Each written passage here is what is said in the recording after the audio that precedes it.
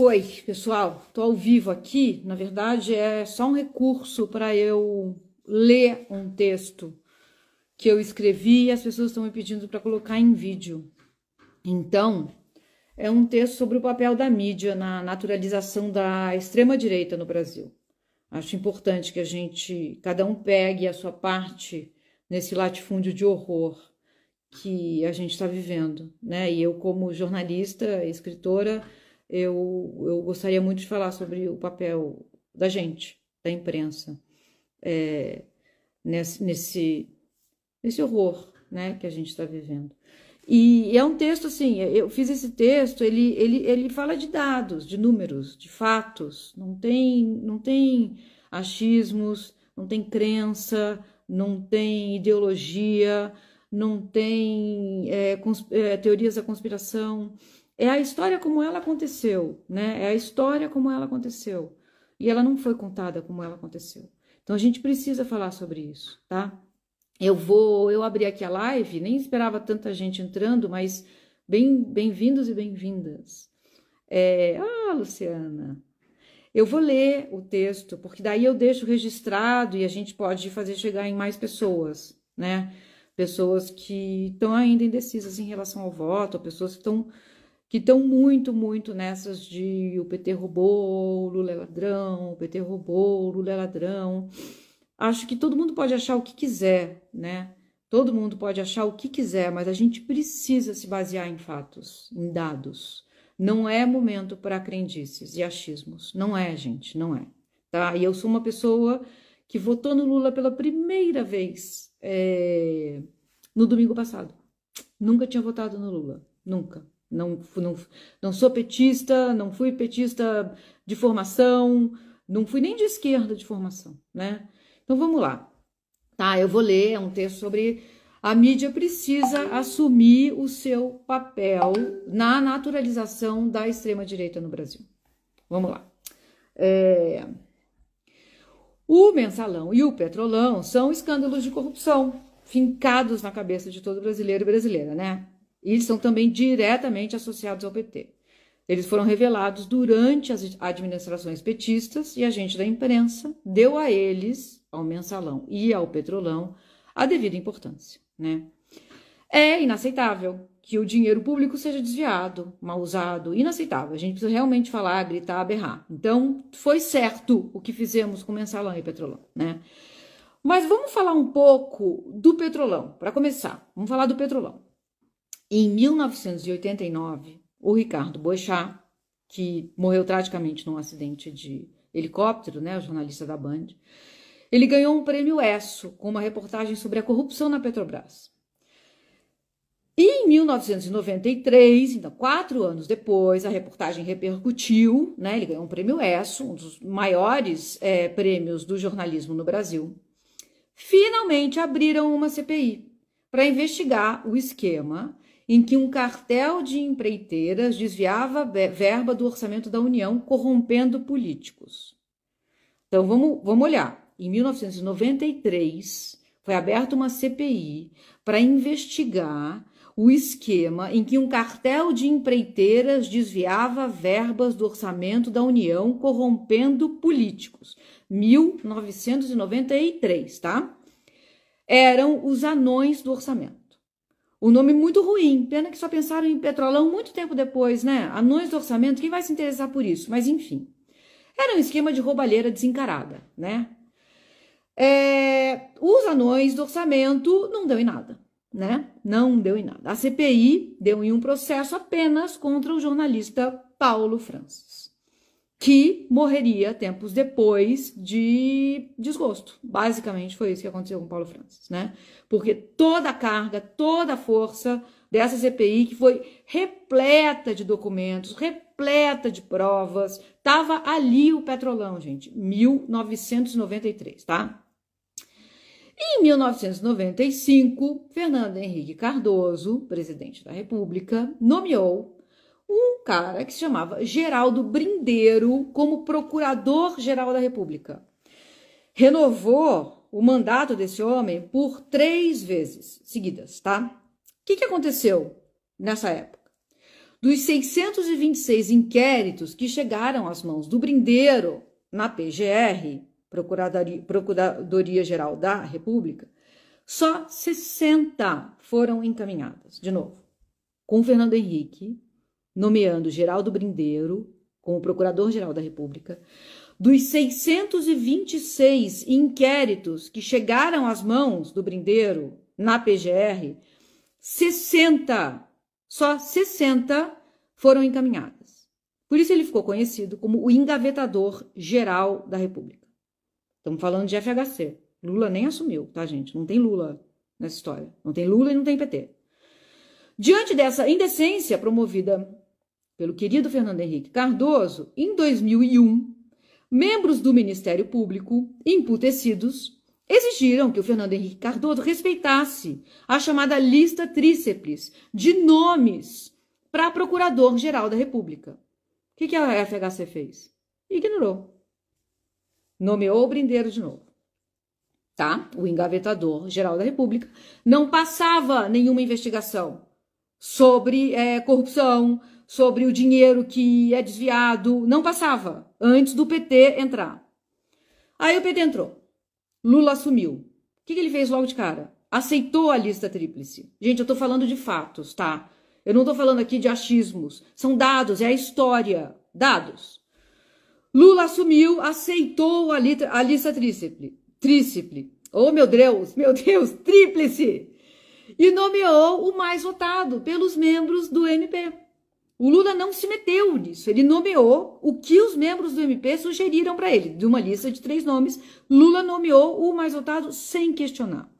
O que acontece a partir daí? Entre 2003 e 2009, com Lula, portanto, o número de operações realizadas pela Polícia Civil foi de 18 para 236. A PF passou a se concentrar em crimes contra os cofres públicos. Eu vou repetir, tá, gente? Entre 2003 e 2009, com Lula, portanto, o número de operações realizadas pela Polícia Civil foi de 18 para 236. A PF passou a se concentrar em crimes contra os cofres públicos. Em 2007, com Lula, portanto, foram 183 operações e 2.800 pessoas presas. Não tinha lava-jato, não tinha manchete diária, não tinha eco na mídia.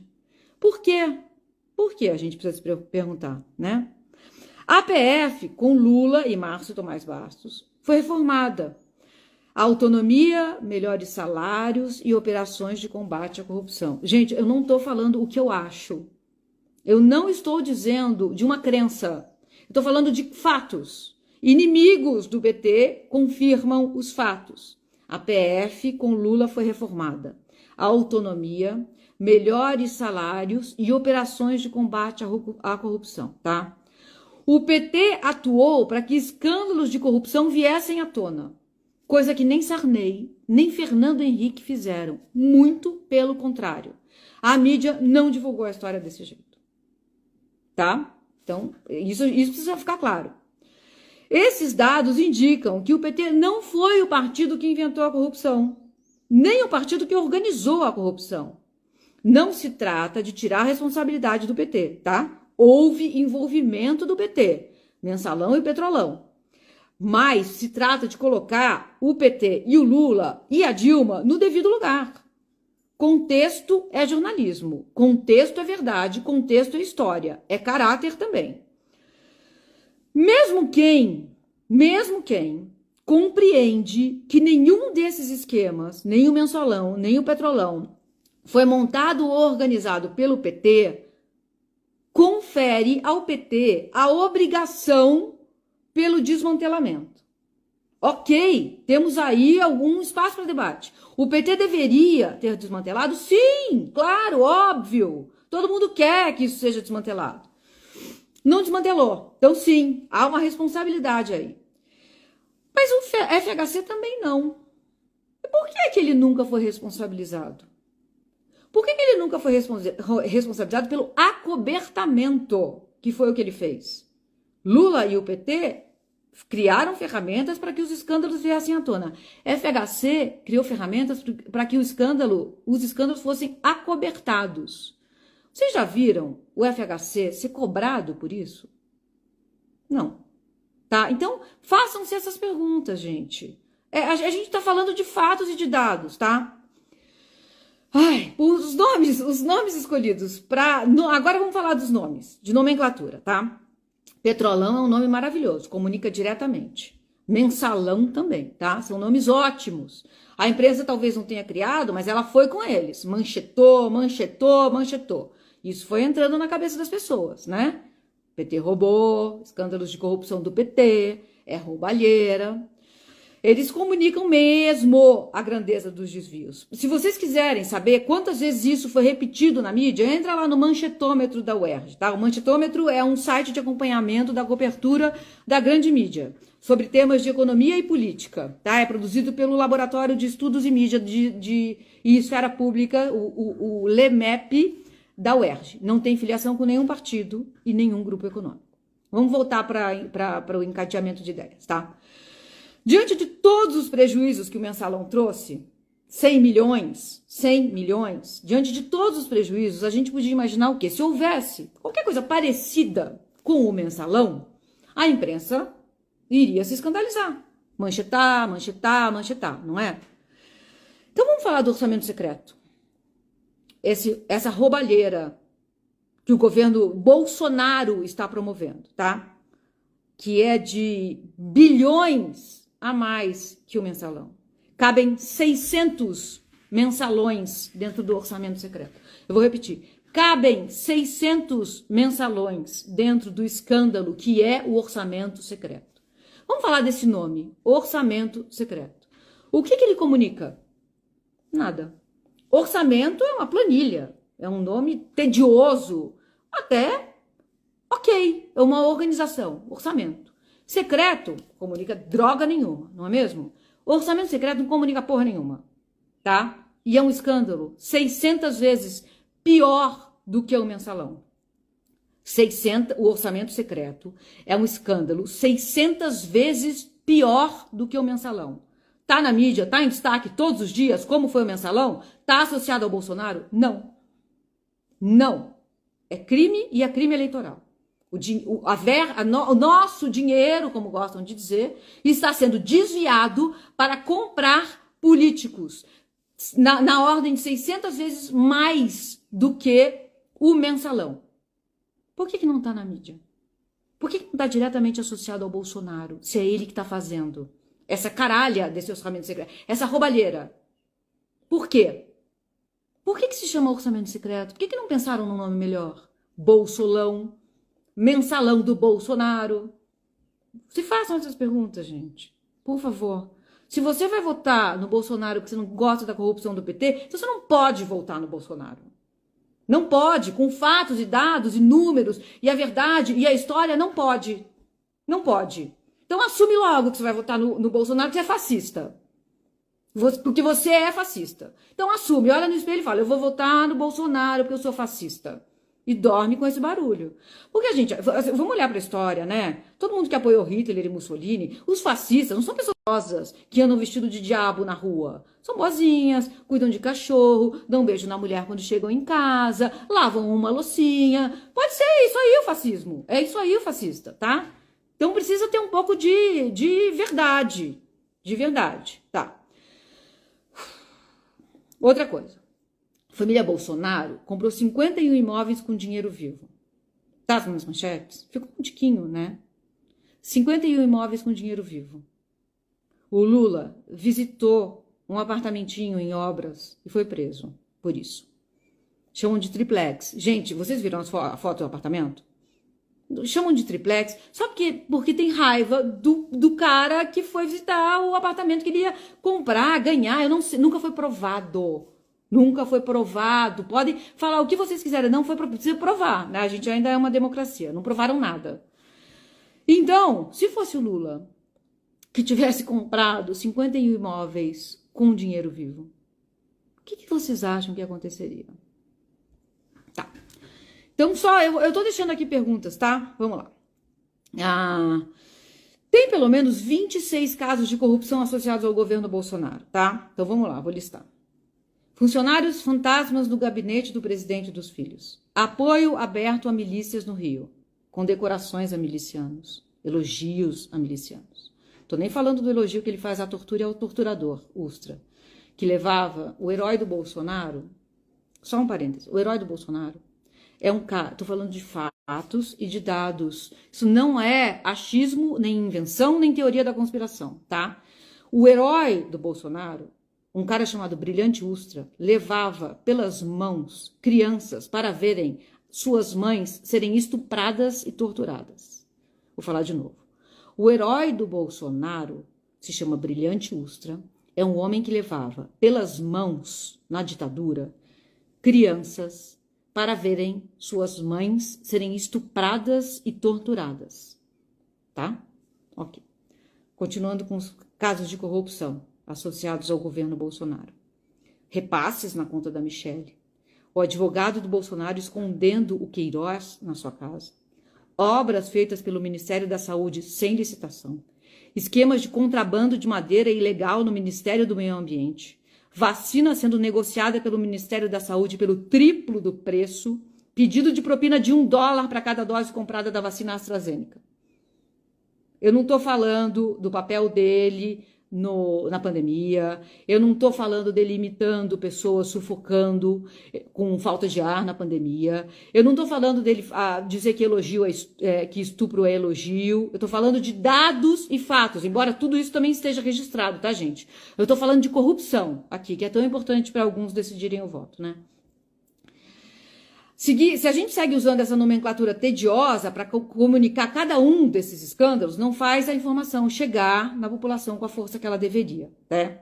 Para o orçamento secreto, eu sugiro, por exemplo, o mensalão do Bolsonaro ou Bolsolão, tá? O que são as rachadinhas? As rachadinhas, gente. Rachar, o que é o verbo rachar? É até um verbo solidário. Você divide, você compartilha. Inha, no diminutivo. Gente, a rachadinha é um esquema de corrupção, é crime organizado, é extorsão.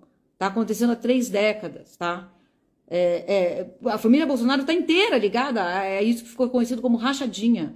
Por que é que a gente não pode pensar num nome melhor para comunicar o que é a rachadinha? Por que a gente tenta diminuir o que é a rachadinha? É crime organizado, é extorsão, é corrupção. Associado ao Bolsonaro, tá? Sugiro o livro da Juliana Del Piva. O negócio do Jair. Está cheio de documentos e de provas sobre quem é Jair Bolsonaro. Tá? Ninguém mais pode, a essa altura, duvidar que o Lula e a sua frente ampla são os únicos atores capazes de nos livrar dessa ameaça de um segundo mandato do Jair Bolsonaro. Um mandato que, como ensina o livro Como as Democracias Morrem, sacramentaria o golpe, o fim da Amazônia, das instituições, dos direitos humanos. Por que o noticiário ainda se refere a essa frente como Lula ou o PT? Por que a gente não está chamando de Frente Ampla Democrática? Não é mais o Lula ou o PT que estão concorrendo contra o Bolsonaro, é a Frente Ampla Democrática. Tem o Fernando Henrique Cardoso, tem o Pércio Arida, tem a Tabata Amaral, tem a Simone Tebet, tem gente de direita e da esquerda democrática. Não é o Lula e o PT. É uma frente ampla democrática, como nunca antes foi feita nesse país. É isso que está concorrendo contra o Bolsonaro, não é mais o Lula ou o PT. Isso a gente também podia mudar o nome. Comunicar e repetir. A gente tem a obrigação de nomear as coisas corretamente e da gente não se omitir.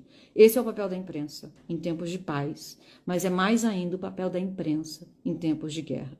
Só tem uma força que está mobilizando o campo fascista nessas eleições. Ela se chama antipetismo. Tem gente que se convence de que não pode votar no PT por causa da roubalheira. Aí volta para o começo desse vídeo, né? O antipetismo é uma paranoia delirante que foi incansavelmente promovida pela imprensa. Ela não se baseia em fatos, ela não se baseia em dados. O já igualmente infame e histórico editorial do Estadão, Uma Escolha Muito Difícil, foi talvez uma das maiores forças naturalizantes da extrema-direita no Brasil. A cada absurdo não confrontado diante das câmeras que Bolsonaro diz, a gente naturaliza a extrema-direita. A cada mentira não verificada que ele diz, a gente naturaliza a extrema-direita. E não são mentiras assim sobre quantas escolas ele abriu. São mentiras que visam instalar medo, paranoia, bloqueio da imaginação, depressão, extermínio. Não combater essas mentiras, proposital ou acidentalmente, é naturalizar o fascismo, que pulsa em Bolsonaro e nos seus métodos de gestão. O PT governou por 13 anos, democraticamente, dentro das instituições, mas não bastou. Não bastou para que o partido fosse aceito. Não bastou. O PT só vai ser aceito quando ele virar de direita. Enquanto não virar de direita, ele não vai ser aceito. Então, a gente da imprensa precisa assumir o nosso papel na legitimização da extrema-direita. Aceitar sem questionar que nomes como Paulo Guedes, alguém que agora a gente sabe que é de extrema-direita, foi colunista do Jornal Globo durante 10 anos, gente. Kim Kataguiri foi colunista da Folha. Hélio Beltrão, Merval Pereira, da Globo News, Augusto Nunes, da Jovem Pan, Alexandre Garcia, da CNN. Essas vozes foram sempre normalizadas, sempre tidas como ok, podem fazer parte. A gente está vendo que são de extrema direita. Aí quando o Boulos é contratado pela Folha para ser colunista, tem uma gritaria. A Vera Magalhães associou o Boulos, sugeriu a demissão do Boulos, associou o que ele fazia a banditismo puro e simples. Mas ninguém nunca se manifestou contra essas pessoas de extrema direita. Paulo Guedes. Gente, ninguém nunca fez uma gritaria. Kim Kataguiri. Ninguém nunca fez uma gritaria contra esse cara ser colunista. Mas o Boulos não pode? Então, é essa simetria que está errada. Quando a gente age assim, a gente naturaliza a extrema-direita e os horrores da extrema-direita. Extrema-direita é fascismo. Extrema-direita é extermínio. Extrema-direita é uma forma apenas de vida que vale. É essa ideia da família no centro de tudo. Sabe por que eles falam tanto em família? Que a família que eles pregam, que é a única que pode existir, é um núcleo hierárquico. O homem manda, a mulher obedece, os filhos são todos heterossexuais. Essa família é hierárquica e é branca. É branca. Essa ideia de família é racista, é machista, é misógina, é LGBTfóbica, é opressora. O Deus, eles usam descaradamente o lema fascista, o Bolsonaro usa, né? Deus, pátria e família. É o lema do fascismo. Ele está usando, gente. Ele está usando. É essa família hierárquica opressora, é um Deus diabólico, né? E a pátria é uma pátria que eles entregam ao capital, ao interesse do capital internacional. Porque nas manifestações dele a gente vê bandeiras de Israel e dos Estados Unidos. Que patriotismo é esse que você vai com bandeira de outro país na manifestação? O cara bateu continência para a bandeira dos Estados Unidos? Que pátria é essa que ele fala? Que Brasil é esse? É um Brasil branco? É um Brasil militar? É um Brasil com essa masculinidade tóxica e frágil? Que é isso, gente? Então tá. Essa semana eu não vi não, gente, desculpa, eu não vi, mas eu vi depois do vídeo, me falaram. O Zema, eleito governador de Minas, foi lá na Globo News ser entrevistado. E o Zema falou, durante a entrevista, que o Bolsonaro não era um risco à democracia. E as pessoas que estavam ali entrevistando ele não falaram nada. Isso é naturalizar a extrema-direita. O Zema é extrema-direita. O Zema é extrema-direita. Partido Novo é extrema-direita. Quando o Zema fala uma mentira como essa, que Bolsonaro não arrisca a democracia, e ele não é questionado, estamos naturalizando a extrema-direita. Em um minuto, a gente podia dizer 20 motivos por que o Bolsonaro é um risco à democracia. Alguém que prega um golpe é um risco à democracia. Alguém que acha que estupro é elogio é um risco à democracia. Bolsonaro é um risco à democracia.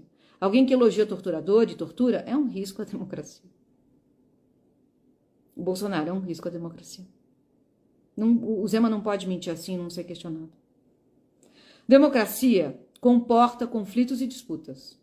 Tá tudo bem não gostar do Lula e do PT e da esquerda. Tá tudo bem ser de direita. Olha a Simone Tebet. Aula de democracia. Tá tudo bem. Não precisa gostar da esquerda. Mas precisa aceitar conflito e disputa. A democracia comporta isso. Tá aí a Simone Tebet dando aula, tá? Direita e esquerda são campos válidos. Mas a gente precisa dizer em alto e bom som que a esquerda que o PT representa nunca pregou o extermínio de ninguém. Nunca. o que o Bolsonaro faz é pregar o extermínio de adversários políticos. Não há simetria possível, gente. Não há simetria possível, tá? Derrotar o Jair Bolsonaro e seus métodos milicianos de gestão e de institucionalização de assédios é a missão de qualquer pessoa que acredita na democracia. E é também a da imprensa. Não precisa muita coisa para a gente da imprensa fazer isso. É só usar as palavras certas, manchetar os escândalos de corrupção associados ao Bolsonaro, confrontar as mentiras que ele diz ao vivo, repetir, repetir, repetir. No dia 2 de janeiro de 2023, a gente vai poder fazer oposição, voltar a fazer, a gente da imprensa, voltar a fazer oposição coerente e honesta ao governo do Lula, se ele for eleito. Com a certeza de que as nossas vidas não vão estar submetidas a nenhum tipo de assédio ou extermínio institucional. Então, gente, é o seguinte, tem o livro da Juliana Del Piva, O Negócio do Jair. Então, a gente precisa ressaltar também quando a imprensa é fundamental para trazer esses escândalos à tona, tá? A Vaza Jato, que expôs a parcialidade, a indecência do Sérgio Moro, né? A Vaza Jato, foram jornalistas que coletaram o material, checaram o material e trouxeram o material à tona, né? A Patrícia Campos Melo revelando o esquema de mentiras via WhatsApp, que ainda está rolando, né? Ainda está rolando. Então, a imprensa tem um papel fundamental, sim, mas a gente precisa assumir o nosso erro na naturalização da extrema-direita no Brasil. E olhar para tudo isso que está acontecendo. Torcer para que a gente consiga derrotar o Bolsonaro. A imprensa precisa ser agente da derrota do Bolsonaro, da derrota da ameaça de golpe, da ameaça antidemocrática, da instalação do fascismo nesse país. O Brasil tem uma história horrorosa de fascismo. Bolsonaro soube inteligentemente mobilizar e articular essa força fascista que sempre existiu no Brasil. A gente, depois da Alemanha, foi o partido que mais teve células foi o país que mais teve células do Partido Nazista no mundo. No mundo. Se não me engano, foram 82 sedes do Partido Nazista no Brasil. Depois da guerra, o Partido Fascista brasileiro era muitíssimo forte. Em 47, o Partido Comunista foi proibido por lei. O Partido Fascista, os herdeiros, o integralista, não. Então, gente, tudo isso precisa ser dito, tá? Pode não gostar do Lula, pode não gostar do PT, pode não gostar da esquerda, pode ser de direita. Tá aí, a Simone Tebet é uma mulher de direita, associada ao agro. Democracia comporta